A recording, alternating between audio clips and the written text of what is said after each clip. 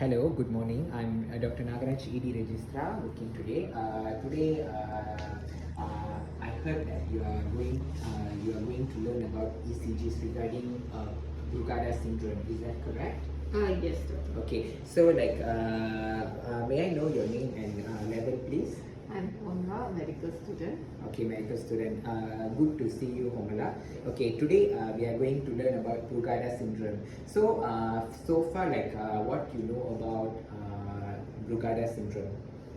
I'm actually not sure at all.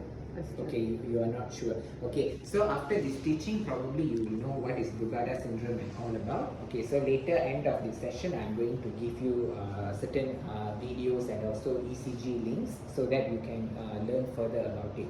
So today we are going to talk about Brugada syndrome. So if you have any question, you can always ask me about it. Okay, yeah. Is that okay? So okay, first of all, we have to see the name and identity of the patient and also the age.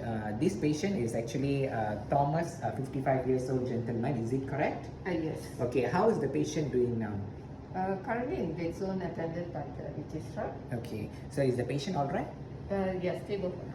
Okay, so okay, so first of all, and then we also have to see is it a normal ECG or not, like a normal reading with 10 millimeter volt per minute per second. Okay, and also 25 millimeter per second duration, so that it is the right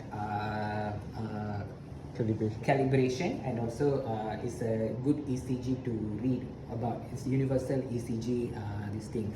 Okay, and second of all, like we also have to see about the rhythm rate of the ECG. So is it regular rhythm or irregular? So what about this ECG? Is it like a regular rhythm? It is regular. It is regular. So actually the ECG always show followed by P and also QRS and also ST segment. Okay, so this ECG is a regular rhythm with also a narrow QRS complex. Is it correct? Yes. So okay, so now we are going to talk about Brugada syndrome. Okay, Brugada syndrome actually is a genetic disease where the people come up to you with a presentation of a sudden onset of syncope.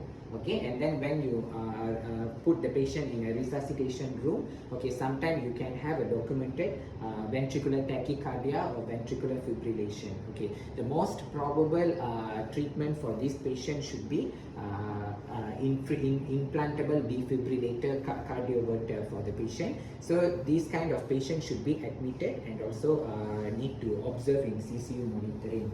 So is that all right? Are you following me? Yes. Okay. So usually what we can do is the patient whenever comes with atypical symptoms like this, or the patient having some family history of cardiac arrest and also death, so we have to see our V1, V2 of the patient. So this ECG is showing a coved segment of ST elevation. So how you have to measure the ST segment elevation is from the TP segment, you go to the J point, okay, and also measure how many boxes of ST elevation. So this is that coved shape of ST elevation. So far, like in ECG, we can see three types of Brugada syndrome, Brugada pattern. Okay, this is type 1 Brugada pattern. So where you can see a coved ST segment. Okay, and also in a type 2 Brugada syndrome, you can see a saddle shaped ST segment elevation. Okay, and also in a type 3, it is a mixture of coved and also saddle shape ST elevation. Okay, so whenever this kind of patient comes with symptoms like syncope, okay, these patients should be observed and also should be admitted under CCU, because we have to do an implantable defibrillator cardioverter. So far, do you have any question about this? No. Okay. Any other question you want to ask? No.